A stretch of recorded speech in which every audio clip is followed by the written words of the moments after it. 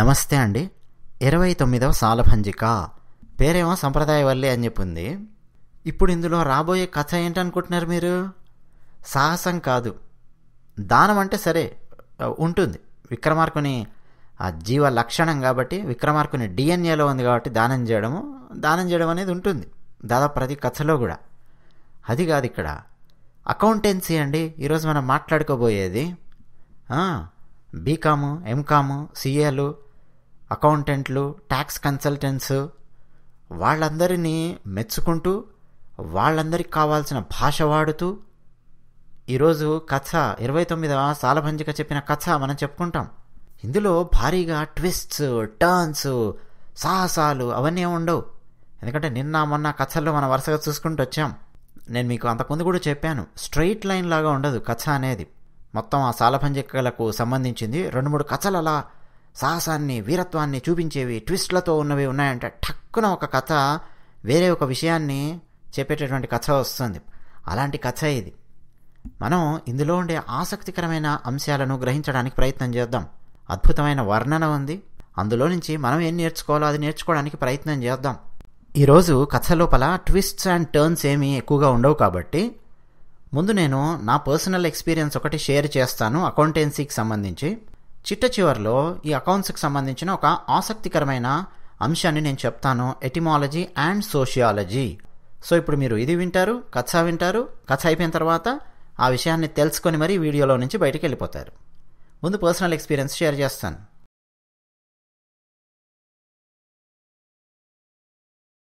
నేను కాలేజీలో జాయిన్ అయినప్పుడు ఫస్ట్ సెమిస్టర్లోనే కొన్ని కాంప్లెక్స్ సబ్జెక్ట్స్ ఉన్నాయి, కానీ అవి నాకు చాలా సులభంగా అనిపిస్తూ ఉన్నాయి. ఎందుకంటే నేను ఒక పర్టికులర్ బ్యాక్గ్రౌండ్ నుంచి రావడం వల్ల అని అనుకుంటున్నాను. క్లాస్లో కొద్దిమందికి ఆ సబ్జెక్ట్స్ చాలా టఫ్గా అనిపిస్తూ ఉన్నాయి. ఫస్ట్ సెమిస్టర్ చాలా కష్టపడ్డారు, చాలా ఇబ్బంది పడ్డారు. ఫస్ట్ సెమిస్టర్ మార్క్స్ ఒకసారి మొత్తం తీసుకొని చూడగానే వాళ్ళకి అర్థం అయిపోయింది, ఓహో మా క్లాసులో ఇగో ఫలానా అబ్బాయి ఉన్నాడు, ఇతన్ని అడిగి మనం తెలుసుకోవచ్చు అని చెప్పి అనుకున్నారు. ఇక సెకండ్ సెమిస్టర్ నుంచి వీళ్ళు మొదలు పెట్టారు. మా క్లాస్లో ఉండే ఒక 5-6 మంది నా దగ్గరికి రావడం, కూర్చోవడం, తెలుసుకోవడం. ఒక్కొక్కసారి ఇంకా ఎగ్జామ్స్ వస్తున్నాయంటే నేను వాళ్ళ ఇళ్లకు వెళ్ళి మరీ వాళ్లకు టీచ్ చేయడము, చెప్పడము, డౌట్స్ క్లారిఫై చేయడము, క్లాస్ అయిపోయిన తర్వాత వాళ్ళని కూర్చోబెట్టుకొని చెప్పడము, ఇది జరుగుతూ ఉండేది.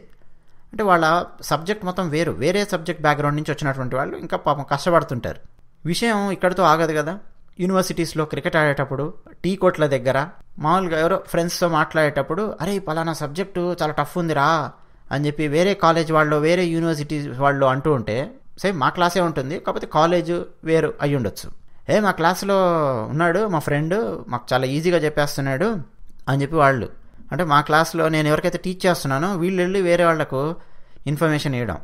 అరే మరి మాకు కూడా చెప్పమని చెప్పరా భయ్, కొంచెం కాస్త మాకు కూడా సహాయం ఉంటుంది కదా అని చెప్పి వాళ్ళు అడిగారు. వస్తాడు మా ఫ్రెండ్, వచ్చి చెప్తాడు, డబ్బులు కూడా ఏం తీసుకోడు, అవసరమైతే మీ ఇంటికి వచ్చి మరీ చెప్తాడు. పల్లీలు, పుట్నాలు, బెల్లం, మరమరాలు పంచిపెట్టినట్టు పంచి పెడతాడు నాలెడ్జ్ని.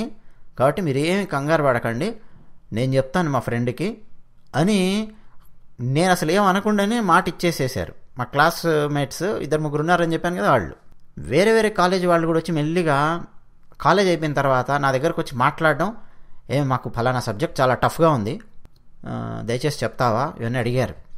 అరే పద, దయచేసి పద, నీకు ఆసక్తి ఉండాలి, నాకు తీరిక ఉండాలి, అంతే, రెండే కావాల్సింది, పద చెప్తాను అని ఇక వాళ్ళ ఇళ్ళకు కూడా వెళ్ళి చెప్తూ ఉండేవాడిని. వాళ్ళందరూ బ్యాచులర్స్, 2 ముగ్గురు రూమ్స్లో ఉంటూ ఉండేవాళ్ళు. యూనివర్సిటీలో హాస్టల్లో కొంతమంది, యూనివర్సిటీ బయట కొంతమంది ఇలా ఉండేవాళ్ళు. వాళ్ళ ఇంటికి వెళ్ళేవాడిని, వాళ్ళే కుక్ చేసేవాళ్ళు. రూమ్స్లో ఎలా ఉంటుంది అక్కడ తినేసి అక్కడ ఉండి వాళ్ళకి చెప్పి ఒక 2-3 రోజులు మళ్ళీ మా ఇంటికి నేను వెళ్ళిపోయేవాడిని. ఇలా జరుగుతూ ఉండేది. ఒక కాలేజ్ నుంచి మరో కాలేజ్ వాళ్ళకి ఇన్ఫర్మేషన్ అలా వెళుతూ ఉండేది. ఇక నాకు ఎంతవరకు సమయం ఉంటుందో ఆ ఫ్రెండ్స్ యొక్క ఫ్రెండ్స్ యొక్క ఫ్రెండ్స్ ఇలా ఉంటారు కదా, అలాంటి వాళ్లకు చెప్తూ ఉండేవాడిని. ఇలా ప్రతి సెమిస్టర్లో జరుగుతూ ఉండేది. ఒక 4-5 సెమిస్టర్స్ అయిన తర్వాత, బహుశా 4వ సెమిస్టరో 5వ సెమిస్టరో, అకౌంటెన్సీ సబ్జెక్ట్ వచ్చింది. అది నాకు సంబంధించిన సబ్జెక్ట్ కాదు, కానీ ఒక పేపర్ ఉంది, క్లాస్ రూమ్లో ఆయన చెప్తూ ఉన్నాడు, నేను వింటూ ఉన్నాను. కానీ ఇప్పుడు అది నా బ్యాక్గ్రౌండ్ కాదు కాబట్టి ఇప్పుడు నేను కొంచెం ఎక్కువ కష్టపడాలి, నాకు అర్థమవుతూనే ఉంది. అయితే ఒకరోజు నేను కాలేజ్ అయిపోయి బయటికి రాగానే టీ కొట్టు దగ్గర వచ్చాడు ఎవరు, నేను వేరే కాలేజ్ వాళ్ళకి టీచ్ చేస్తున్నాను వాళ్ళ ఇళ్ళకు వెళ్ళి మరీ అని చెప్పాను కదా, అందులో ఒక వ్యక్తి నా దగ్గరకు వచ్చాడు. ఏంటి హాయ్ అంటే హాయ్ అన్నాను. మామూలుగా మాట్లాడాక, ఈ సెమిస్టర్లో అకౌంటెన్సీ సబ్జెక్ట్ ఉంది కదా, నువ్వు దాని గురించి అసలు మర్చిపో అన్నాడు. మర్చిపోవడం ఏంటి అన్నాను. నువ్వు మాకు ఇన్ని సెమిస్టర్స్లో మా ఇంటికి వచ్చి ఇన్ని కాంప్లెక్స్ సబ్జెక్ట్స్ టీచ్ చేస్తూ వచ్చావు, నాది అకౌంటెన్సీ బ్యాక్గ్రౌండ్, నేను నీకు టీచ్ చేస్తాను, నువ్వేం కంగారు పడాల్సిన అవసరం లేదు, నీకు టైం ఉన్నప్పుడు వచ్చేసేయి, మా రూమ్కి వచ్చేసేయి, అంతే, నేను టీచ్ చేస్తాను నీకు అని చెప్పాడు. సరే అని చెప్పి అనుకున్నాను. అంటే గ్రాటిట్యూడ్ అండి ఎలా ఉంటుంది చూడండి, కొద్దిమందికి, అందరికీ ఉండదు ఆ గ్రాటిట్యూడ్, కొద్దిమందిలో ఉంటుంది. నేను నా జీవితంలో నా చిన్నప్పటి నుంచి ఇప్పటివరకు చాలామందికి చాలా సబ్జెక్ట్స్ చాలా విషయాలు చెప్పుంటాను, టీచ్ చేస్తుంటాను, టైం ఇచ్చింటాను, కానీ గ్రాటిట్యూడ్ ఉన్నటువంటి వాళ్ళను నా జీవితంలో 2-3 చూసుంటాను. కొద్దిమంది వాళ్ళ దగ్గర అంటే డబ్బు ఉందనుకోండి, దాన్ని ఇవ్వడానికి ప్రయత్నం చేస్తారు. కొద్దిమంది టైం ఉంటే టైం ఇవ్వడానికి ప్రయత్నం చేస్తారు గ్రాటిట్యూడ్ రూపంలో. నా గురించి అనట్లేదు, జనరల్గా జీవితంలో చెప్తున్నాను. గ్రాటిట్యూడ్ చూపించేవాళ్ళు కొద్దిమంది ఒక అప్లాజ్ ఇస్తారు, కొద్దిమంది వాళ్ళ దగ్గర ఉన్న నాలెడ్జ్ షేర్ చేయడానికి ప్రయత్నం చేస్తారు. దానికి చాలా రూపాలు గ్రాటిట్యూడ్కి. మంచి లక్షణం అది గ్రాటిట్యూడ్ అనేది. ఆ అబ్బాయి నా దగ్గరకు వచ్చి చెప్పాడు ఇలా. సరే అన్నాను నేను. వాళ్ళ రూమ్కి వెళ్తూ ఉండేవాడిని, కూర్చోబెట్టి నాకు చక్కగా చెప్తూ ఉండేవాడు. మళ్ళీ ఆ తర్వాత సెమిస్టర్లో మళ్ళీ చాలా కాంప్లెక్స్ సబ్జెక్ట్స్ ఉన్నాయి, మొత్తం నాకు చాలా చక్కగా చెప్పాడు, నాకు అర్థమయ్యే భాషలో చాలా నీట్గా చెప్పాడు. ఇంకా ఎగ్జామ్ దగ్గరకు వస్తుంది, అప్పుడు కూడా మళ్ళీ నా దగ్గరకు వచ్చాడు. బయట కలుస్తూ ఉండేవాళ్ళం, ఆ యూనివర్సిటీ చుట్టుపక్కలే చాలామంది ఉంటూ ఉండేవాళ్ళు, కలుస్తూ ఉండేవాళ్ళు. నా దగ్గరకు వచ్చి చెప్పాడు, ఇదిగో అకౌంటెన్సీ అనేది నీ సబ్జెక్ట్ లాంటిది కాదు, నాకు తెలుసు, నీ సబ్జెక్ట్స్ అన్నీ కూడా చాలా కాంప్లెక్స్ సబ్జెక్ట్స్, చాలా టఫ్ సబ్జెక్ట్స్ అని నాకు తెలుసు, అలాగని చెప్పి అకౌంటెన్సీని మాత్రం తక్కువ అంచనా వేయకు. మ్యాథమెటిక్స్, సైన్స్, సోషల్, తెలుగు, ఇక వేరే సబ్జెక్ట్స్ ఉన్నాయనుకో, నువ్వు ఏదో పెద్ద రాసేస్తావు ఆన్సర్, అక్కడెక్కడో స్పాట్ వాల్యుయేషన్లో పేపర్ కరెక్షన్ చేసేటప్పుడు అప్పుడు వాళ్ళకి తెలుస్తుంది నువ్వు సరైన ఆన్సర్ రాసావా లేదా అని. చేతిలోకి మార్క్స్ వచ్చిన తర్వాత అప్పుడు నీకు అర్థమవుతుంది నువ్వు తప్పు సమాధానాలు రాసి ఉంటావు, అందుకే మార్క్స్ తక్కువ వచ్చాయని. కానీ అకౌంటెన్సీలో అలా కాదు. కొన్ని ప్రశ్నలకు నీకు డైరెక్ట్గా అర్థమైపోతూనే ఉంటుంది, బ్యాలెన్స్ షీట్ టాలీ కాదు, గిలగిల తన్నుకుంటూ ఉంటావు, అలా ఉంటుంది పరిస్థితి. ఎగ్జామ్ రాసేటప్పుడు వెనక నుంచి ఎవరన్నా నిన్ను పిలుస్తూ ఉంటే అసలు మాట్లాడకు, పట్టించుకోకు. పక్క నుంచి ఇన్విజిలేటర్ తిరుగుతున్నా సరే పట్టించుకోకు, బయట నుంచి శబ్దాలు వస్తున్నా సరే పట్టించుకోకు, లైట్గా మాత్రం తీసుకోకు, చాలా సీరియస్గా రాయి, అప్పుడే బ్యాలెన్స్ షీట్ అనేది టాలీ అవుతుంది. ఇవన్నీ నాకు చెప్తూ వచ్చాడు. నేను కూడా చాలా ప్రశాంతంగా విన్నాను. సరే తప్పకుండా నువ్వు చెప్పింది నేను పాటిస్తాను అని చెప్పి నేను చెప్పాను. నేను వెళ్ళేటప్పుడు కూడా అంటే ఎగ్జామ్కి వెళ్ళాలి, అప్పుడు కూడా నన్ను అడుగుతూ ఉన్నాడు, పేడ్ ఇన్ క్యాపిటల్ ఎక్కడేస్తావు, డెబిట్లు వేస్తావా క్రెడిట్లు వేస్తావా? క్రెడిట్లు వేస్తాను. యుటిలిటీస్ ఎక్కడేస్తావు, డెబిట్లు వేస్తావా క్రెడిట్లు వేస్తావా? యుటిలిటీస్ డెబిట్లు వేస్తాను. ఓకే. అకౌంట్స్ రిసీవబుల్ ఎక్కడేస్తావు, డెబిటా క్రెడిటా? డెబిట్లు వేస్తాను. ఓకే. ఇప్పుడు ఎక్విప్మెంట్ ఎక్కడేస్తావు, అసెట్స్లో వేస్తావా లయబిలిటీస్లో వేస్తావా? ఎక్విప్మెంట్ అసెట్స్లో వేస్తాను. ఓకే. ట్రెజరీ స్టాక్ ఉందనుకో ఎక్కడేస్తావు అంటే లయబిలిటీస్లో వేస్తాను, షేర్ హోల్డర్స్ ఈక్విటీ. ఓకే. ఇప్పుడు నోట్స్ పేయబుల్ ఎక్కడేస్తావు, అసెట్సా లయబిలిటీసా? లయబిలిటీస్లో వేస్తాను. ఇన్వెంటరీ ఎక్కడేస్తావు, అసెట్స్లో వేస్తాను. ఇలా అడుగుతున్నాను, నన్ను చెప్తూ ఉన్నాను నేను. మొత్తానికి బాగానే ప్రిపేర్ అయ్యాడులే అనుకొని ఇక వెళ్ళు రాయి, ప్రశాంతంగా రాయని చెప్పాడు. అతను కూడా నా క్లాసే కదా, కాకపోతే వేరే కాలేజ్లో రాయాల్సి ఉంటుంది, నేను వేరే కాలేజ్లో రాయాల్సి ఉంటుంది. రాయడం మొదలుపెట్టాను, అయిపోయింది. ఎగ్జామ్ రాసి బయటికి వచ్చాను. అతను నాకు ఫోన్ చేసి, నీకు నేను ఏమేమైతే చెప్పానో ఎగ్జామ్ హాల్లో ఎలా ఉండాలి అని, వాటిలో సగం నేను పాటించలేదు, ఎవడో నన్ను వెనక నుంచి గిల్లి మధ్యలో నన్ను లాగుతూ ఇది ఎక్కడ వేయాలి, అసెట్స్లో వేయాలా లయబిలిటీస్లో వేయాలా అని చెప్పి నన్ను పొడుస్తున్నాడు వాడు పెన్నుతోని. మరొకడేమో నా పేపర్ నాకు ఇవ్వరా అని చెప్పి ఇంకొకటి అడుగుతున్నాడు. ఇన్విజిలేటర్ మధ్యలో ఏదో సమస్య, బయట నుంచి లారీలో ఏవో తిరుగుతూ ఉన్నాయి. ఈ మొత్తం దాంట్లో నా ఏకాగ్రత అనేది దెబ్బతిన్నది. నేను చేసిన బ్యాలెన్స్ షీట్ టాలీ కాలేదు, నేను సరిగ్గా రాయలేదు ఎగ్జాము అని చెప్పాడు నాకు బయటికి వచ్చి. ఇక చూడండి, ఆ తర్వాత మార్క్స్ వచ్చిన తర్వాత చూస్తే నాకు 100కి 100 మార్క్స్ వచ్చాయి. నా సబ్జెక్ట్ కాదు, నాకు టీచ్ చేశాడు కదా పాపం, అతనికి 58 60 ఎంతో వచ్చినట్టున్నాయి, బహుశా 50sలో వచ్చాయి. అంటే నాకు ఇది గుర్తొస్తుందన్నమాట. అకౌంటెన్సీ అనగానే చాలా ఆసక్తికరమైన ఎక్స్పీరియన్సెస్ ఉంటాయి కాలేజీకి సంబంధించినవి కొంచెం ఆలోచిస్తే ఇలాంటివి. అయితే నాది అకౌంటెన్సీ సబ్జెక్ట్ కాకపోయినా నేను అంతకుముందు కాలేజీలో ఉన్నప్పుడు ఏ క్లాస్ అంటే ఆ క్లాస్లో వెళ్ళి కూర్చునేవాడిని. ఒకసారి సైన్స్ క్లాస్లో అయితే, ఒకసారి ఆర్ట్స్ క్లాసు, ఒకసారి ఆర్ట్స్ క్లాస్ కాకపోతే ఒకసారి అకౌంటెన్సీ క్లాస్ వెళ్ళి కూర్చునేవాడిని. నేను వచ్చి కూర్చుంటానండి అని చెప్పేవాడిని. నీకేం అర్థం అవుతుందయ్యా, అది నీ సబ్జెక్ట్ కదా, నీకు అర్థం కాదు కదా అని చెప్పి కూడా మా అకౌంటెన్సీ సార్ ఆయన అంటూ ఉండేవారు. పర్వాలేదండి అని చెప్పి వచ్చి కూర్చునేవాడిని. ఇక అందరు క్యాలిక్యులేటర్స్ పెట్టుకొని వాళ్ళు అసలు ఏం చేస్తున్నారు ఒకసారి చూద్దాం, అట్లీస్ట్ ఏ ఎమోషనల్ ఫీల్తో వాళ్ళు నేర్చుకుంటున్నారు, చదువుతున్నారు అకౌంటెన్సీని అని చెప్పి అర్థం చేసుకోవడానికన్నా ఉపయోగపడుతుంది అని చెప్పి అనుకునేవాడిని. చాలా ఇంట్రెస్టింగ్గా ఉండేదన్నమాట. ఇప్పుడు మనం ఇందులో కొంత భాగం అకౌంటెన్సీ గురించి మాట్లాడబోతూ ఉన్నాము. తెలుగులో ఉన్నటువంటి పదాలు, అది కూడా పురాతనమైన పదాలు ఏం ఉపయోగించేవాళ్ళు అవి కూడా 1-2 చెప్తాను నేను. ఇక కరణాలు అంటారా, వాళ్ళ దగ్గర వెళ్ళి కూర్చున్నారు అంటే ఇక మీరు పాత గ్రంథాలు ఒకసారి తీసుకొని స్టడీ చేయడం మొదలు పెడితే పెద్దవాళ్ళు ఎవరన్నా ఉంటే వాళ్ళు చెప్తారు దేన్ని ఏ పదంతో పిలిచేవాళ్ళు అన్నీ చెప్తారు. ఈరోజు మనకు కొత్త కొత్త ఇన్స్ట్రుమెంట్స్ అవన్నీ వచ్చిండొచ్చు, కానీ వాటిని కూడా పురాతనమైన కాలంలో అసలు అకౌంటెన్సీలో ఎలా బ్యాలెన్స్ షీట్లో వేసి ఉండేవాళ్ళు అనేది వాళ్ళు చక్కగా మనకు చెప్పగలరు. అంటే మన దగ్గర అంత చరిత్ర ఉంది, అంత అద్భుతమైన జ్ఞానం ఉంది. 2 ప్రశ్నలకు సమాధానమిచ్చి అప్పుడు కథ లోపలికి వెళతాను. అకౌంటెన్సీ గురించి ఒక స్టేట్మెంట్ ఇచ్చి, let it be a philosophical statement ఒకటి ఇచ్చి అప్పుడు నేను కథ లోపలికి వెళతాను. అకౌంటెన్సీ సబ్జెక్టు సింపుల్గా ఉంటుందా, కాంప్లెక్స్గా ఉంటుందా? మనం చిన్న చిన్న ట్రాన్సాక్షన్స్ చేస్తూ ఉన్నాం అనుకోండి, తేలికగానే కనిపిస్తుంది. ఒక 10,000 రూపాయలు మన దగ్గర ఉన్నాయి, నెలకు సంపాదిస్తూ ఉన్నాము, పాల బిల్లు, ఇగో ఫలానా రెంట్ కడుతూ ఉన్నాము, ఫలానా కూరగాయలకి ఇంత అవుతోంది, కిరాణా కొట్టుకి ఇంత అవుతోంది, లెక్క వేసుకున్నాం అనుకోండి ఇంట్లో కూర్చొని, అది కూడా అకౌంటెన్సీయే కదా, లెక్కలే కదా, అకౌంట్సే కదా, సింపుల్గా కనిపిస్తుంది. ఈ 10,000 కాస్త మీరు నెలకు 50,000 సంపాదిస్తున్నారు అనుకోండి, ఒక బైక్ కొనుక్కున్నారు, దానికి సంబంధించిన ఈఎంఐ ఉంది, పెట్రోల్ ఖర్చులకు ఉపయోగిస్తున్నారు, వివాహం చేసుకున్నారు, కొన్ని ఖర్చులు పెరిగాయి అనుకోండి, నెంబర్ ఆఫ్ ట్రాన్సాక్షన్స్ పెరిగాయి, number of types of transactions పెరిగాయి. కొంచెం ఈ సింప్లిసిటీ కాస్త కాంప్లెక్సిటీ వైపు పయనం చేస్తూ ఉంటుంది. ఇంకాస్త పెద్ద ఉద్యోగం చేస్తున్నారు, ఇంకా ఎక్కువ డబ్బులు వస్తున్నాయి, కారు కొన్నారు, ఈఎంఐ పెట్టారు, ఓ పెద్ద ఇల్లు కొన్నారు, దానికి సంబంధించిన ఈఎంఐ, ఓ 2 పిల్లలు ఉన్నారు, వాళ్ళ ట్యూషన్ ఫీ ఉంది, వాళ్ళ స్కూల్కి సంబంధించినటువంటి ఖర్చులు ఉన్నాయి, రకరకాల ఖర్చులు ఉన్నాయి అనుకోండి. ఇప్పుడు ఏమైంది, నెంబర్ ఆఫ్ ట్రాన్సాక్షన్స్ పెరిగాయి, టైప్స్ ఆఫ్ ట్రాన్సాక్షన్స్ పెరిగాయి, కాంప్లెక్సిటీ పెరిగింది. అవునా?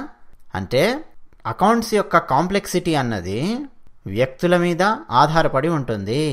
నీకు అకౌంటెన్సీ టఫ్గా ఉందా, సింపుల్గా ఉందా చెప్పు అని అంటే ఏం చెప్తారు, మనం ఎన్ని టైప్స్ ఆఫ్ ట్రాన్సాక్షన్స్ చేస్తున్నామో దాన్ని బట్టి ఆధారపడి ఉంటుంది.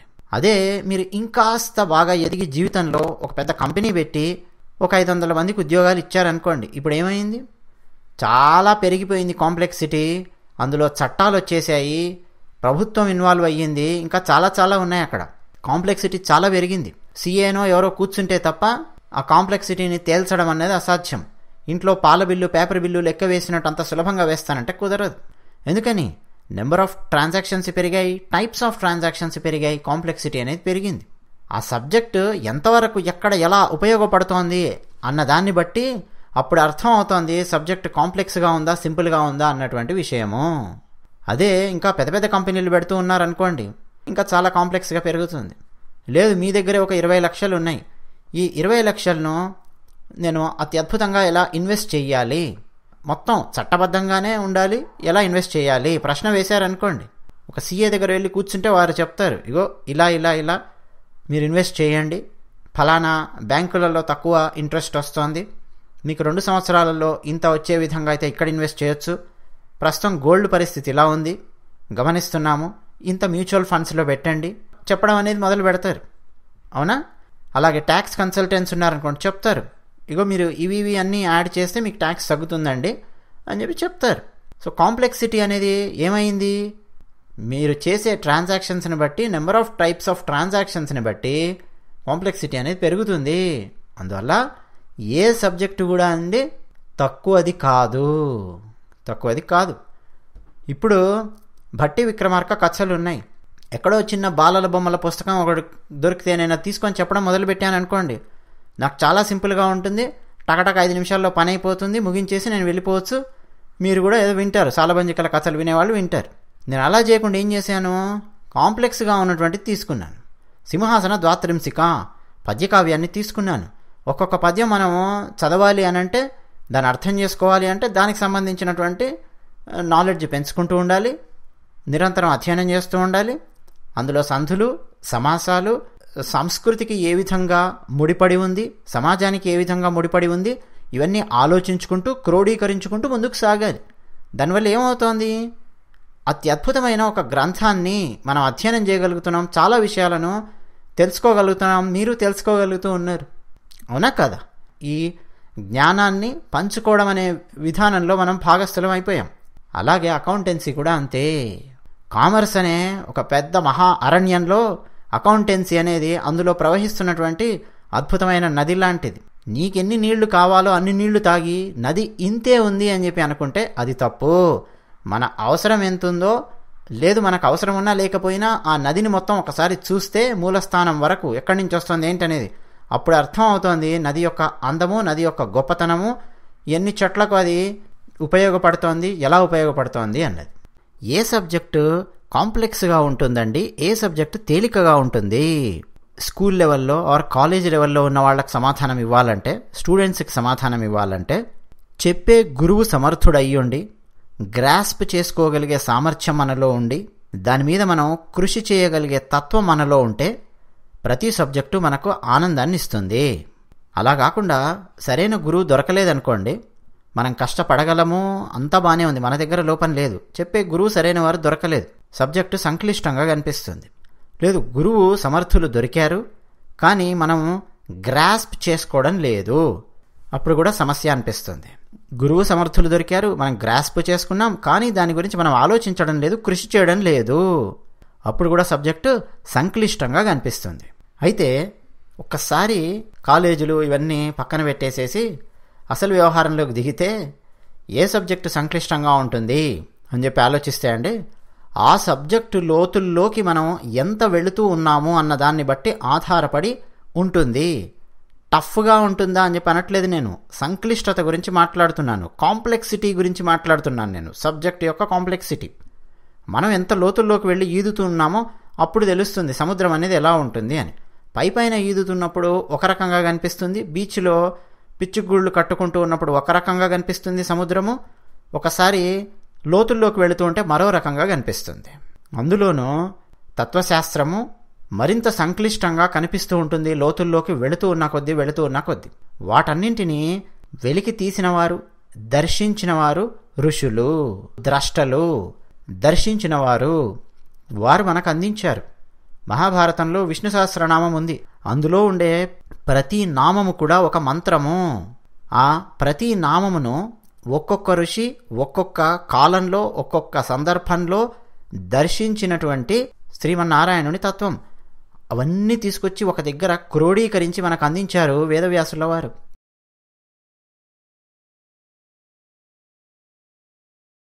విక్రమార్క మహారాజు అద్భుతంగా పరిపాలిస్తున్నటువంటి ఆ సమయంలో ఎందరో ఆయన దగ్గరకు వస్తుంటారు, వెళుతూ ఉంటారు, ఇదంతా జరుగుతుంది. ఇప్పుడు ఆయన సింహాసనం మీద కూర్చున్నాడు. త్యాగంలోనూ, సత్కీర్తిలోనూ, యోగములోనూ, దానములోనూ అన్నింటా విక్రమార్క మహారాజా నీకు నువ్వే సాటి అని కీర్తిస్తూ ఒక భట్టు ఆ సభలోకి అడుగుపెట్టాడు. భట్టు అంటే ఏం లేదండి, వంది మాగధులు అని చెప్పి అంటారు, వాళ్ళు రాజు దగ్గరే ఉంటారు.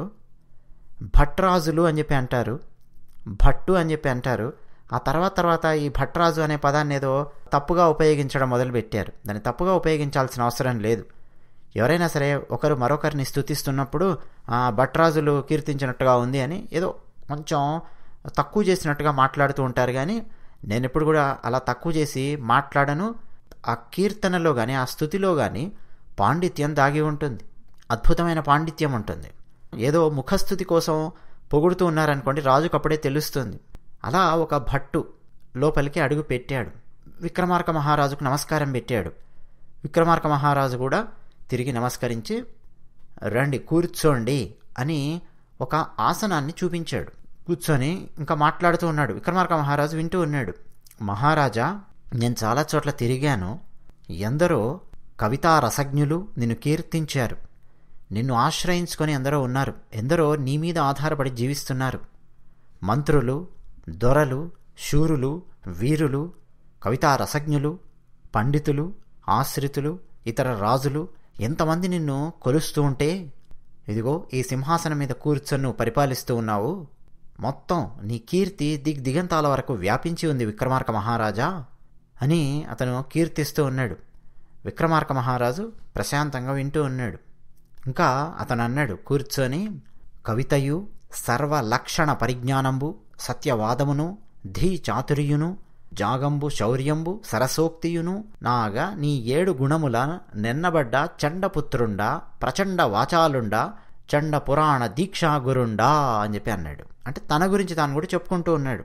తను ఎవరో చెప్పాలి కదా, ఇంట్రడ్యూస్ చేసుకోవాలి కదా. ఉద్యోగాలు ఇచ్చేటప్పుడు కూడా tell me about your self, introduce your self అని చెప్పి అంటూ ఉంటారు. నీ గురించి నువ్వు చెప్పుకో అంటూ ఉంటారు. చెప్పాలి కదా అతను ఎవరో వచ్చినటువంటి వ్యక్తి. నేను కవిత్వం చెప్పగలను, సర్వలక్షణాలు ఉన్నటువంటి పరిజ్ఞానం నా దగ్గర ఉంది, సత్యవాదము ధీ చాతురి నా దగ్గర ఉంది, చతురత ఉంది, అంతేకాదు శౌర్యం ఉంది, సరసోక్తి ఉంది, అంటే సరదాగా మాట్లాడడము ఉంది, పాండిత్యం ఉంది. ఇవన్నీ చెప్తూ ఉన్నాడు. అయ్యా మరి నేను ఇవన్నీ పెట్టుకొని ఒకే దగ్గర ఎందుకు కూర్చుంటాను? చాలా ప్రదేశాలకు వెళ్ళాను, చాలా చోట్ల తిరిగాను. ఎందరో రాజులు నన్ను మెచ్చుకొని ధనము అవన్నీ కూడా ఇస్తూ ఉండేవాళ్ళు. ఆ ధనంతో నేనేదో కొనడము అవన్నీ చేయడం కంటే తిరగడానికే నేను ఎక్కువగా ఉపయోగించుకుంటూ ఉండేవాడిని. విపరీతంగా ఒక్కొక్క ప్రాంతాన్ని సందర్శిస్తూ తిరుగుతూ చాలా విషయాలు నేర్చుకుంటూ అలా వస్తూ ఉన్నాను. మహాప్రదాత విక్రమార్కుడు అని చెప్పి నీ గురించి మాట్లాడుతుంటే నేను విన్నాను. నీ దగ్గరుండే ధనము యాచకులకు తల్లి లాంటిది. తల్లి ఏం చేస్తుంది?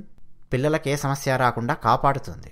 అలాగే నీ దగ్గరున్న ధనం కూడా యాచకులను కాపాడడానికి ఉపయోగిస్తూ ఉన్నావు నువ్వు. శమిత కూజన తర్క జయరమా సంపర్క విమత కైరవార్క విక్రమార్క. ఒక ఆటవల్లిది పద్యంలో చివరి 2 పాదాలు చదివాను నేను. జలములు పైబడక మహానల మారదు శౌర్యభూషణ నీ కోపానలము రిపుసతుల కన్నుల జలములు కని ఆరునెంత సత్వం బిచ్చటన్ అని చెప్పి అన్నాడు. నిజానికంటే నాకు ఈ కందపద్యం చదివినప్పుడు ఈ కావ్యంలో సుదర్శన శతకం గుర్తొచ్చింది. రాక్షసుల భార్యలు ఉదయం లేచి తాళ్ళలు పట్టుకొని ఏడుస్తూ ఉంటారు. ఎందుకంటే ఆ రాక్షసులకు కలలో సుదర్శన చక్రం కనిపించినా సరే గుండె బద్దలైపోతుంది భయంతో.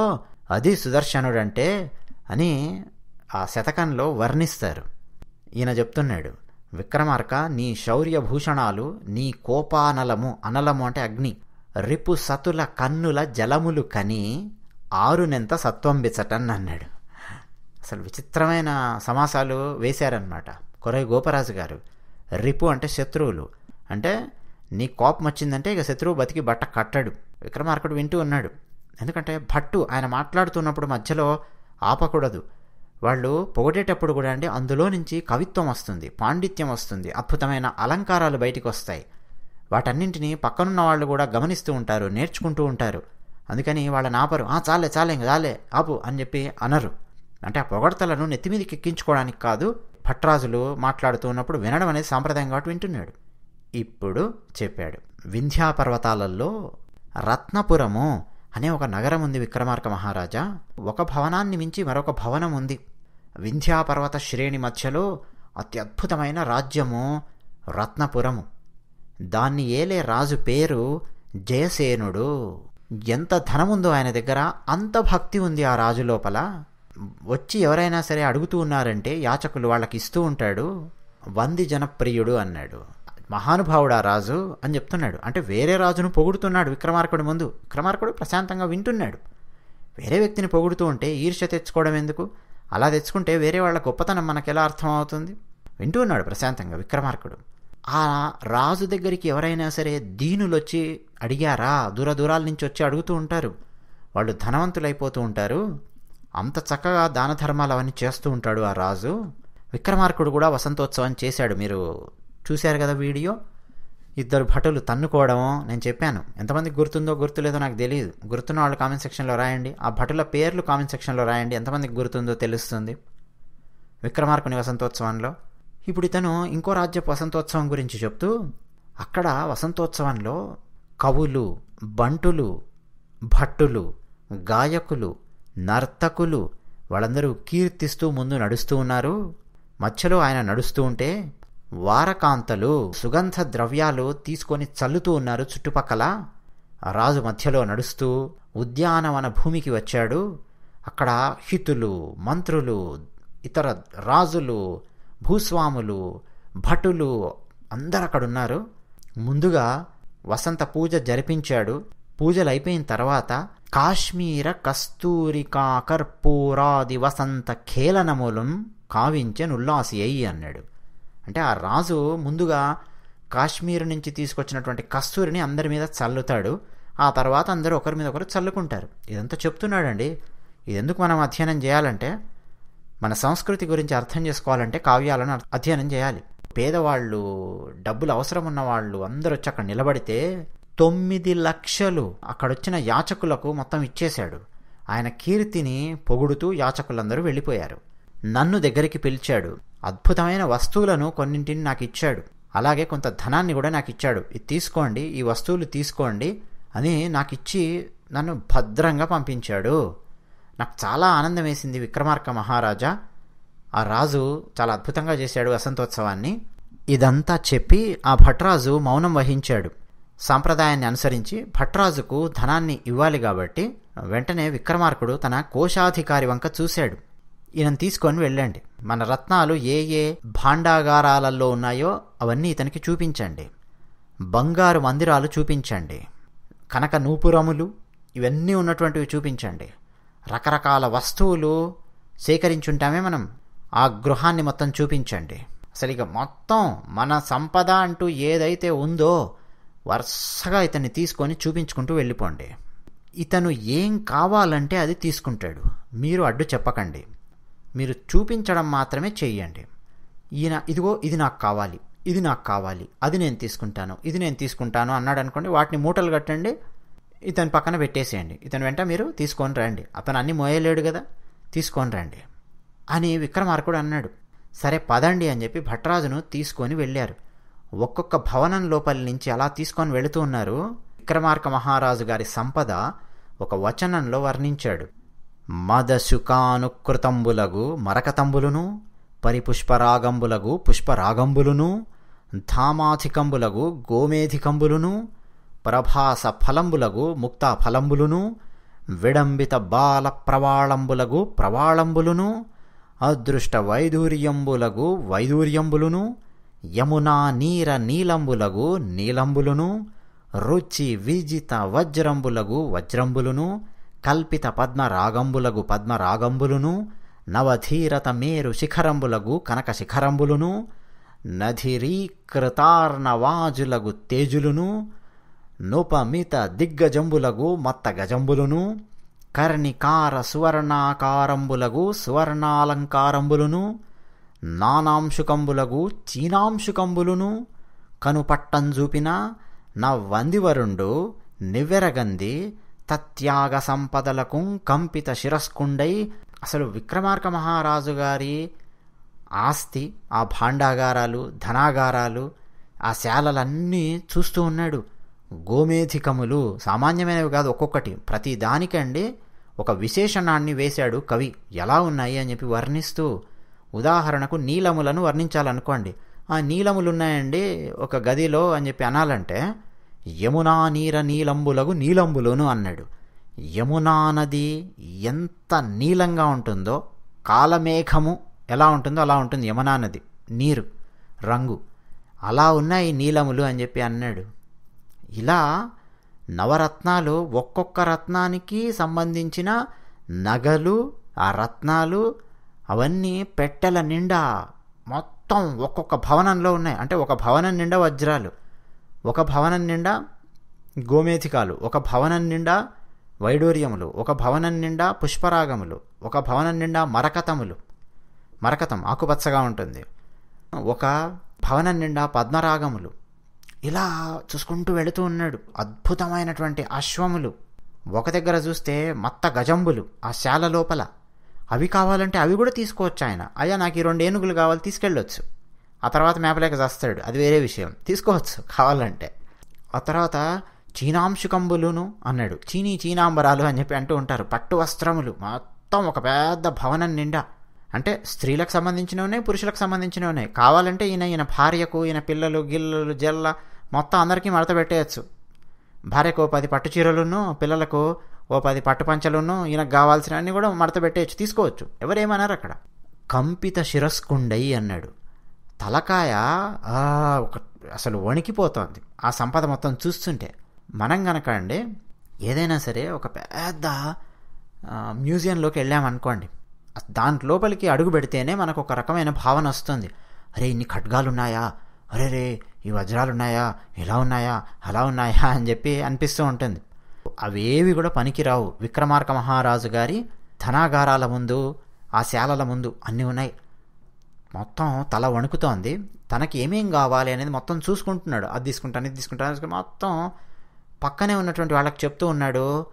వాళ్ళందరూ కూడా ఆ మణులు, ఆ బంగారము మూటలు మూటలుగా కడుతూ ఉన్నారు.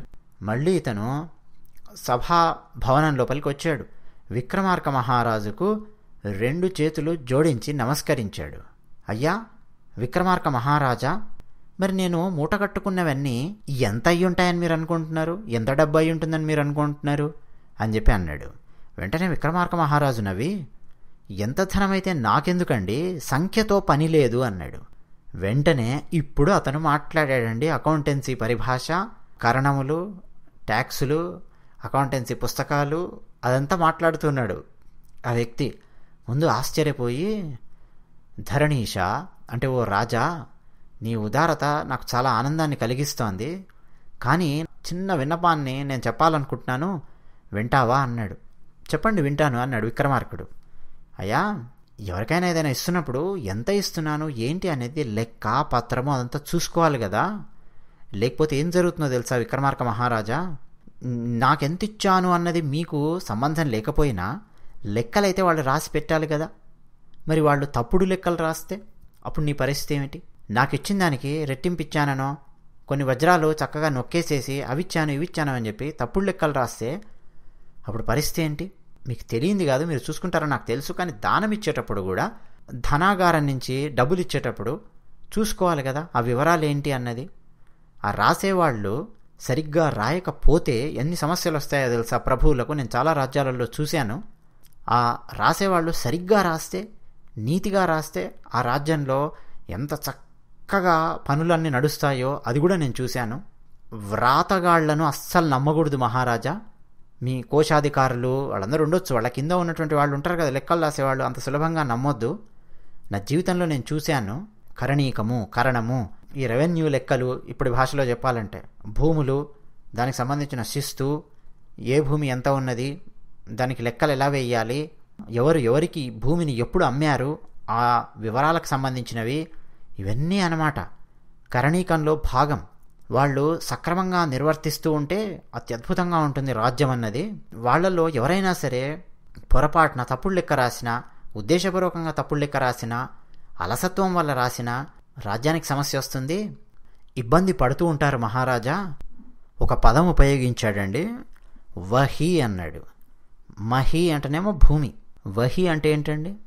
వహి లెక్కలు అండి, అకౌంటెన్సీ, ఆ పుస్తకాలు అకౌంటెన్సీకి సంబంధించినటువంటిది ఎందుకు చూసారా, ఆ లెక్కలు, వాటన్నింటినీ వహి అని చెప్పి పిలుస్తారు. తెలుగు పదం వహి. దానికి సంబంధించినటువంటివి ఎవరైనా సరే సరిగ్గా రాస్తే వాడికి ఇహలోకంలోనూ పరలోకంలోనూ సుఖం ఉంటుంది. అవన్నీ తప్పుడు లెక్కలు రాసి కపట మార్గాన్ని అనుసరిస్తే వాడికి ఇహలోకంలోనూ పరలోకంలో కూడా నరకం ఎదురవుతుంది మహారాజా. అవన్నీ మీరు చూసుకోవాలి కదా. కొద్దిమంది నేను చూశాను మహారాజా, ఈ లెక్కలేసేవాళ్ళు పైకం రాదు, వచ్చింది అని చెప్పి రాస్తారు, పైకం వస్తుంది రాలేదు అని చెప్పి రాస్తారు. అలాగే రాని పైడి అన్నాడు. రాని పైడి చెల్లు వ్రాయుట, రాని పైడి అంటే రాని డబ్బు. దీనికి చాలా అర్థాలు ఉన్నాయి. అకౌంటెన్సీ పరిభాషలో అయితే బ్యాడ్ డెట్స్ అని చెప్పి అంటూ ఉంటారు. అప్పులు ఇచ్చుంటారు, అవి రావు, దాన్ని ఎక్కడ వేయాలి లెక్క, దాని మీద ఒక కంట కనిపెట్టడం. అలాగే అసలే రాని డబ్బు ఉంటుంది, ఒక పొలం మీద కానీ డబ్బు రాదు, అసలు వచ్చిందని చెప్పి రాసి ఇంకేదో చేస్తారు, బాగా డబ్బు వస్తుంది, అబ్బే రాలేదండి అని చెప్పి శిస్తు ఎగ్గొడతారు. ఇలాంటి పనులు చేస్తూ ఉంటారు. ఇవన్నీ కూడా తప్పుడు పనులు మహారాజా. మరి మీరు ఇలా గనక లెక్కలు ఇవన్నీ చూసుకోకుండా దానం ఇచ్చేటప్పుడు ఇలా ఇస్తే సమస్య రాదా? ఒక పద్యం అండి. కరణము తన ఏలికకుపకరణము, నిర్ణయ గుణాధికరణము, ప్రజకున్ శరణము, పగవారలకును మరణము, నా చెల్లు నీతిమంతుండైనన్. కరణము గురించి చెప్పాడు, కరణాల గురించి. 6000 నియోగులు అనండి, కరణాలు అనండి. ఇక ఇప్పుడైతే ట్యాక్సులు ఇవన్నీ లెక్కలు రాసేవాళ్ళు, సీఏలు, ఇక ఎవరెవరున్నారు అందరూ, అకౌంటెన్సీ చదివినటువంటి వాళ్ళు, లెక్కలు రాసేవాళ్ళు అందరూ. ఇప్పుడైతే కరణము తన ఏలికకు ఉపకరణము అన్నాడు. ఉపకరణము అంటే ఉపయోగపడేవారు, అంటే ఒక యూజ్ఫుల్ ఇన్స్ట్రుమెంట్ లాంటి వారన్నమాట. అతి ముఖ్యమైన వాళ్ళు వీళ్ళందరూ కూడా. ఎవరికి? తన ఏలికకు అన్నాడు. ఏలిక అంటే అప్పట్లో రాచరిక వ్యవస్థ కాబట్టి రాజులు, ఇప్పుడు ప్రజాస్వామ్యం కాబట్టి ప్రభుత్వము, ప్రజలు అని చెప్పాలి. ఆ లెక్కలు రాసే వాళ్ళందరూ కూడా ప్రభుత్వానికి ఉపయోగపడేవాళ్ళు. నిర్ణయ గుణాధికరణము. అధికరణము అంటే ఏంటండి? ఇప్పటి భాషలో చెప్పాలి అంటే అధికరణము అంటే నిబంధన అని చెప్పి చెప్పుకోవచ్చు. మీమాంస శాస్త్రంలో ఒక భాగం అది అధికరణం అనేది. ఆ మీమాంస శాస్త్రంలో 5 అంశాలు ఉంటాయి ముఖ్యంగా. విచారణీయ విషయము అంటే ఏ విషయం గురించి మాట్లాడుతున్నాం, దేని గురించి మనం విచారించాలి, ఆ విషయము. సందేహము, దాని మీద ఒక సందేహాన్ని వేసుకోవడం. తర్వాత పూర్వపక్షము అని చెప్పి ఉంటుంది, ఉత్తరపక్షము అని ఉంటుంది, నిర్ణయము అని ఉంటుంది. మీమాంస శాస్త్రం అన్నమాట. ఇప్పుడైతే మనం అధికరణం అంటే నిబంధన అని చెప్పి చెప్పుకోవచ్చు, ఆధారం అని చెప్పి చెప్పుకోవచ్చు. కరణము నిర్ణయ గుణాధికరణము అన్నాడు. కరణము ఏదైనా సరే ఒక నిర్ణయం తీసుకోవాలంటే రాజుగారు నిర్ణయ గుణ అధికరణము, ఆ నిర్ణయ గుణాలకు అధికరణం లాంటివాడు అంటున్నాడు. అంటే అంత కీలకమైనటువంటి వ్యక్తి కరణము. ట్యాక్స్ రాసేటటువంటి వాళ్ళు, సీఏలు, వీళ్ళందరూ కూడా అంత కీలకమైనటువంటి వాళ్ళు అని చెప్తున్నాడు. అంతేకాదు ప్రజకున్ శరణము. ప్రజలకు అసలు వాళ్ళ ఆస్తి ఒకరి నుంచి ఒకరికి అమ్ముకుంటూ ఉంటారు, ఎవరి భూమి ఎవరికి అమ్ముకుంటున్నారు అవన్నీ లెక్క పత్రం ఉండాలి కదా, లేకపోతే సమస్యలు వస్తాయి. అంటే ప్రజకు శరణము లాంటివారు, పగవారలకు మరణము అన్నాడు. శత్రువులకు మరణము లాంటివారు అని చెప్పి అన్నాడు. సరిగ్గా వెనక లెక్కలు రాసి అకౌంటెన్సీ సరిగ్గా ఉండి దేశం లోపల కంపెనీలలో తప్పుడు లెక్కలు రాయకుండా, లాభాలు వస్తూ ఉంటే నష్టాలు వచ్చినాయని చెప్పి చూపించి ప్రభుత్వాన్ని మోసం చేయకుండా, పోనీ నష్టాలు వస్తున్నా సరే లాభాలు వస్తున్నాయని చెప్పి కావాలని చెప్పి లాభాలు ఎక్కువగా చూపించి ఇన్వెస్టర్స్ని మోసం చేయకుండా కంపెనీలు ఇవన్నీ రన్ అవుతూ ఉన్నాయనుకోండి, ఆనందంగా ఉంటుంది దేశం అన్నది. ఎంత చెప్తున్నాడు అనమాట అతను. అంతేకాదు మహారాజా, కొద్దిమంది మోసం చేసేవాళ్ళని నేను చూశాను. రాయవలసిన విషయాన్ని రాయరు, రాయకూడనటువంటి విషయాన్ని అదనంగా రాసి మోసం చేసేవాళ్ళని నేను చూశాను. ఈ లెక్కాపత్రాలకు సంబంధించిన విషయాలలో చాలా తేడాలు వస్తాయి మహారాజా, రాజుకు అది హితం కాదు అని చెప్తున్నాడు. తప్పుగా అనుకోకండి నేను ఇదంతా చెప్పింది. హిత సేవకునిగా నన్ను అనుకోండి, నేను కూడా మీ సేవకుణ్ణే. నేను వేరే రాజ్యం నుంచి వచ్చిండొచ్చు, కానీ నేను కూడా మీ సేవకుణ్ణే అని చెప్పి అనుకోండి. విక్రమార్కుడు తల ఊపాడు.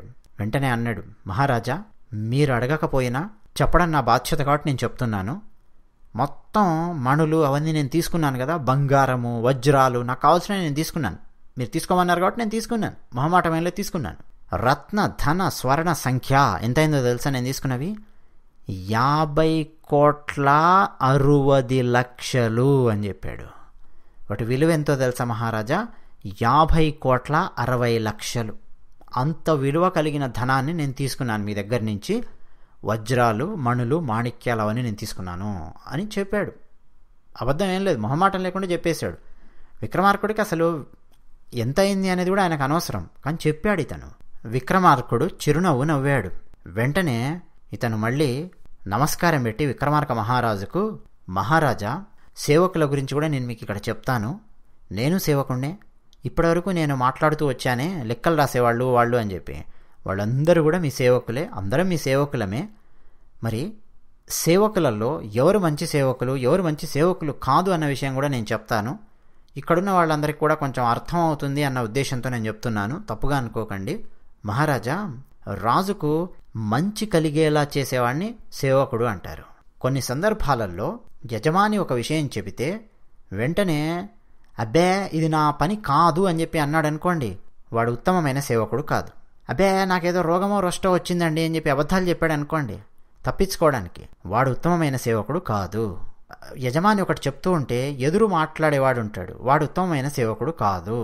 యజమాని ఫలానా చోటికి వెళ్ళు, ఫలానా పని చేసుకురా అని చెప్తే ఇప్పుడు కాదు వెళ్ళాల్సింది, తర్వాత వెళ్తాను అని చెప్పి అంటాడు, వాడు ఉత్తమమైన సేవకుడు కాదు. అలాగే ఇది నా పని కాదు అంటాడు, వేరే వాడు చేయాలి కదా నేను ఎందుకు చేయాలంటాడు, వాడు ఉత్తమమైన సేవకుడు కాదు. ఒక్కోసారి నేను ఒక్కడనే కాదు ఇంకొకడు వస్తే తోడు అప్పుడు నేను వెళ్తాను అంటాడు, వాడు ఉత్తమమైన సేవకుడు కాదు. అలాగే ఒకరికి ఒక బాధ్యత అప్పగిస్తే ఆ బాధ్యతను తాను సక్రమంగా నిర్వర్తించకుండా వేరే వాళ్ళకి అప్పగించేస్తాడు. ఆ వేరే వాళ్ళు ఎలా చేస్తున్నారు ఏంటనేది కూడా కాస్త చూసుకోడు, వేరే వాళ్ళకి ఇచ్చేస్తాడు. ఆ తర్వాత ఏమైందని చెప్పి యజమాని అడిగితే వీడు నోరు ఎల్లబెడతాడు, వాడు ఉత్తమమైన సేవకుడు కాదు. మహారాజా, ఉత్తమమైన సేవకులు ఎప్పుడైనా సరే యజమాని ఆజ్ఞ తప్పకుండా పని చేస్తూ ఉంటారు. యజమాని ఆజ్ఞ ఇచ్చాడంటే ఇక వాళ్ళు దాటరు. యజమానికి ఏది హితాన్ని చేకూరుస్తుంది అని చెప్పి ఆలోచించి పనిచేస్తారు. వాళ్ళు ఉత్తమమైన సేవకులు. మహారాజా, అమూల్యమైన రత్నాది వస్తువులను నాకు మీరు దానం ఇచ్చారు, అది కూడా లెక్క పెట్టకుండా మరి మీరు నాకు దానం ఇచ్చారు. కాకపోతే ఆ లెక్కలు ఏమిటి అవన్నీ కూడా నాకు చెప్పాలని చెప్పి నాకు అనిపించి నేను చెప్పాను. నేనెప్పుడు మీకు ఉత్తమమైన సేవకుడిలాగానే ఉంటాను. నేను ఇప్పుడు వెళ్ళిపోతున్నాను. నేను ఎక్కడున్నా మీ గురించి, మీ మంచి గురించి నేను ఆలోచిస్తాను. నా వల్ల ఏదైనా సరే మీకు కార్యం జరగవలసింది ఉంది అంటే అది నేను ఖచ్చితంగా చేసి పెడతాను మహారాజా. నేను ఎక్కడున్నా సరే మీకు తెలుస్తూనే ఉంటుంది, మీరు కబురు అంపారంటే నేను చేసి పెడతాను, ఉత్తమమైన సేవకుడిలా నేను ఉంటాను అని చక్కగా మాట్లాడాడు. విక్రమార్కుడు ఇదంతా ప్రశాంతంగా విని, అయ్యా సంతోషము, చాలా మంచి మాటలు చెప్పారు, ఇక్కడ ఉన్న వాళ్ళందరూ కూడా విన్నారని చెప్పి నేను అనుకుంటూ ఉన్నాను. అయితే మీరు ధనం ఇంత తీసుకెళ్ళాను అంత తీసుకెళ్ళానని చెప్పి లెక్క చెప్పారు కదా, మీరు ఎంత చెప్పినా కానీ దానం ఇచ్చేటప్పుడు నేను లెక్కలు వేసుకోను. లెక్కలు వేసుకుంటూ కనుక నేను దానం ఇవ్వడం మొదలుపెట్టానంటే సంపద నా దగ్గర పోగు పడుతుంది. చాలామంది బాధలలో ఉన్నటువంటి వాళ్ళు ఉంటారు, వాళ్ళందరి ఆనందమే నా ఆనందము. ఇప్పుడు మీరు ఆనందంగా సంతోషంగా వెళుతున్నారే అదే నాకు ఆనందము. కానీ మీరు చెప్పింది కూడా నేను కాస్త ఆలోచిస్తాను. ఈ లెక్కలు వేసేవాళ్ళు ఎవరెవరు ఏం చేస్తున్నారు ఏంటనేది కాస్త చూస్తాను. కానీ దానం ఇచ్చే విషయంలో మాత్రం నేను దాన్ని పట్టించుకోను. ఇంతే ఇవ్వాలి అంతే ఇవ్వాలి అన్న ఆలోచన వస్తుంది లెక్కలు వేసుకుంటే అని విక్రమార్కుడు చెప్పాడు. ఆయన ప్రశాంతంగా వెళ్ళిపోయాడు. ఇప్పుడు విక్రమార్క మహారాజు ఆయన పనిలో ఆయన ఉన్నాడు. ఇదండి కథ. ఇందులో మనకు సాహస కృత్యాలు, ట్విస్ట్లు అవన్నీ ఏం లేవు. ఇందులో మనకు నీతి సూత్రాలు, నియమాలు అవన్నీ కొన్ని ఉన్నాయి.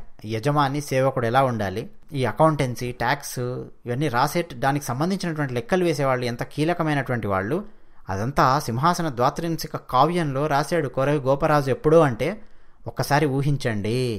అయితే ఇక్కడ యజమాని సేవకుడు అని చెప్పి నేను ఇవన్నీ చెప్పాను కదా, అది ఇంట్లో ఉన్నవాళ్ళు ఒకరికొకరు అప్లై చేసుకోకండి. అత్త కోడలు ఒకరికొకరు అప్లై చేసుకోవడము, భార్యాభర్త ఒకరికొకరు అప్లై చేసుకోవడము. నేను ఇప్పుడు చెప్పాను నీకు తీసుకురమ్మని తీసుకురాలేదు, నేను ఇప్పుడు కూరలో ఉప్పు వేయమని చెప్పాను నువ్వెందుకు వేయలేదు, ఫలానా టైంలో ఫలానా చెప్పాను ఎందుకు వేయలేదు. ఇవన్నీ అత్తా కోడళ్ళు, భార్యాభర్తలు ఎవరు కూడా ఇలాంటివి పెట్టుకోకండి. అది యజమాని సేవకునికి సంబంధించినటువంటిది. ఆయన చెప్పింది అక్కడి వరకే మనం అర్థం చేసుకోవాలి. ఇంకెందుకు ఆలస్యం, ఇతిహాసం ఛానల్కు సబ్స్క్రైబ్ అవ్వండి. ఇంకా 3 కథలు మిగిలి ఉన్నాయి. వాటిల్లో మనకు ట్విస్ట్లు, టర్న్స్, మళ్ళీ సాహస కృత్యాలు అవన్నీ కూడా మనకు రాబోతూ ఉన్నాయి. కథ అయిపోయిన తర్వాత ఇంకొకటి నాలెడ్జ్ షేర్ చేస్తాను అని చెప్పి నేను చెప్పాను కదా, అది నేను మీకు ఇక్కడ చెప్తాను. మన భారతదేశంలో కూడా గత 4-5 సంవత్సరాలుగా బాగానే వినిపిస్తోంది బ్లాక్ ఫ్రైడే అనే పదం. యుఎస్ఏలో ఉన్న వాళ్ళందరికీ తెలిసే ఉంటుంది కాదు, ఖచ్చితంగా తెలుస్తుంది. బ్లాక్ ఫ్రైడే అని చెప్పి వాళ్ళకు వద్దన్నా తెలుస్తుంది, అడ్వర్టైజ్మెంట్స్ కానీ దాని ద్వారా. యుఎస్ఏలో థ్యాంక్స్ గివింగ్ తర్వాత వచ్చేటటువంటి ఫ్రైడే, దాన్ని బ్లాక్ ఫ్రైడే అని చెప్పి పిలుస్తారు. ఇక ఆ టైంలో విపరీతంగా షాపింగ్ అనేది ఉంటుంది, సేల్స్ అద్భుతంగా ఉంటాయి. కొన్ని దేశాలలో ఒక్కొక్కసారి బ్లాక్ ఫ్రైడేని జరుపుకుంటూ ఉంటారు. కెనడాలో ఉంది, ఆ తర్వాత యూకేలో పెట్టారు. యూకేలోనేమో బాక్సింగ్ డేని జరుపుతూ ఉంటారు. సరే, యుఎస్ఏలో బ్లాక్ ఫ్రైడే అని చెప్పి చేస్తూ ఉంటారు, సేల్స్ విపరీతంగా నడుస్తుంది. అసలు బ్లాక్ ఫ్రైడే అనే పదాన్ని ఎందుకు ఉపయోగిస్తున్నారు అన్నది మనం ఇక్కడ తెలుసుకుందాం. కొన్ని సంవత్సరాల క్రితము ఇలాగే థ్యాంక్స్ గివింగ్ డే, ఇంతమంది వచ్చారా థ్యాంక్స్ గివింగ్ డే తర్వాత, వామ్మో ఇంతమందిని ఎలా మేము కంట్రోల్ చేయగలము అని చెప్పి వాళ్ళు మాట్లాడుకున్నారు. న్యూస్ పేపర్ జర్నలిస్టులు ఉంటారు కదా, వీళ్ళ దగ్గరికి వెళ్ళి ఎలా ఉందండి మీ డ్యూటీ, ఎలా ఉంది పరిస్థితి అని చెప్పి వాళ్ళని అడిగారు. ఏంటండి పరిస్థితి, ఇది మా చావుకు వచ్చింది అని చెప్పి చెప్తారు మన దగ్గర అయితే. అంతే కదా, ఏదైనా ఉత్సవాలు కానీ ఏదైనా అయిందంటే ఏంటోనండి మా చావుకు వచ్చింది, మేము ఎండలో పడి డ్యూటీ చేస్తూ కూర్చోవాలి పోలీసు వాళ్ళు అంటారు. అలా వాళ్ళు కూడా బాబా అబ్బా ఏంటో ఈ జీవితంలో ఇలాంటి డ్యూటీ ఎప్పుడు చేయలేదని చెప్పి మాట్లాడుకోవడం మొదలుపెట్టారు. దాన్ని తీసుకెళ్ళి ఈ న్యూయార్క్ టైమ్స్ వాళ్ళు పోలీసులకు ఇది ఒక బ్లాక్ ఫ్రైడే అని చెప్పి పెద్ద హెడింగ్ పెట్టి రాసేశారు. ఆ దెబ్బకు మొత్తం అందరికీ ఈ పదం అనేది బాగా పట్టుకుంది. ఈ పదాన్ని ఎక్కువగా ఉపయోగించడం మొదలుపెట్టారు. బ్లాక్ ఫ్రైడే అని చెప్పి ఉపయోగించడం మొదలుపెట్టారు. ఇంతకు బ్లాక్ ఎవరికైంది? పోలీసు వాళ్ళకి అలా అయింది పరిస్థితి అని. అన్నట్టు బ్లాక్ అనేటటువంటి పదం ఎందుకు ఉపయోగిస్తూ ఉంటారు? ఒకవేళ షేర్ మార్కెట్ కొలాప్స్ అయిపోయింది అనుకోండి, దాన్ని బ్లాక్ డే అని చెప్పి అంటూ ఉంటారు. ఎగ్జాంపుల్ ఇస్తున్నాను. షేర్ మార్కెట్ చూస్తున్నటువంటి వాళ్ళ జీవితంలో, ఇన్వెస్టర్స్ జీవితంలో అదొక బ్లాక్ డే. అది ఫ్రైడే జరిగింది అనుకోండి, బ్లాక్ ఫ్రైడే అని చెప్పి పిలిచేవాళ్ళు. మండే జరిగితే బ్లాక్ మండే అంటారు. పెద్ద తేడా ఏం లేదు.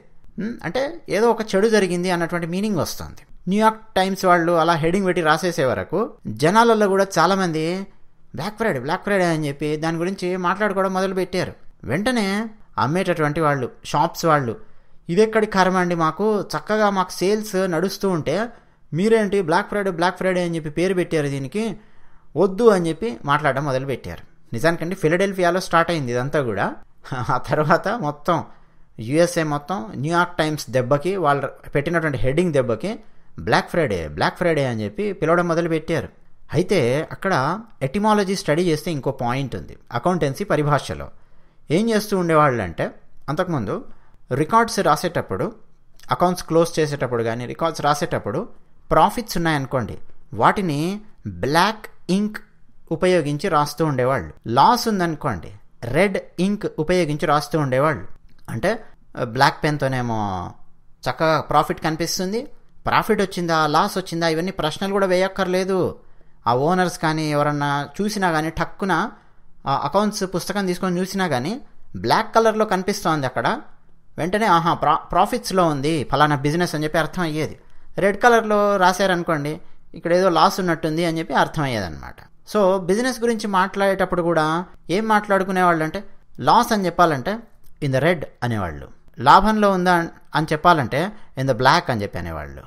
సో ఈ రకంగా చూస్తే బ్లాక్ ఫ్రైడేలో విపరీతంగా అమ్మకాలు కొనుగోళ్ళు అని జరుగుతాయి కాబట్టి బ్లాక్ ఫ్రైడే అని చెప్పి చెప్పడం అనేది అకౌంటెన్సీ పరిభాషలో కనుక చెప్తే కరెక్టే అది కూడా. సో దీని చుట్టూ ఉన్నటువంటి ఈ విషయాలు మీకు షేర్ చేయాలని చెప్పి ప్రయత్నం చేశాను. సరే, దాని వెనక ఏ బ్యాక్గ్రౌండ్ ఉన్నా ఏమున్నా కానీ బ్లాక్ ఫ్రైడే ఆ సమయం మాత్రం విపరీతంగా షాపింగ్ జరుగుతుంది, అందరూ చాలా ఆనందంగా ఉంటారు.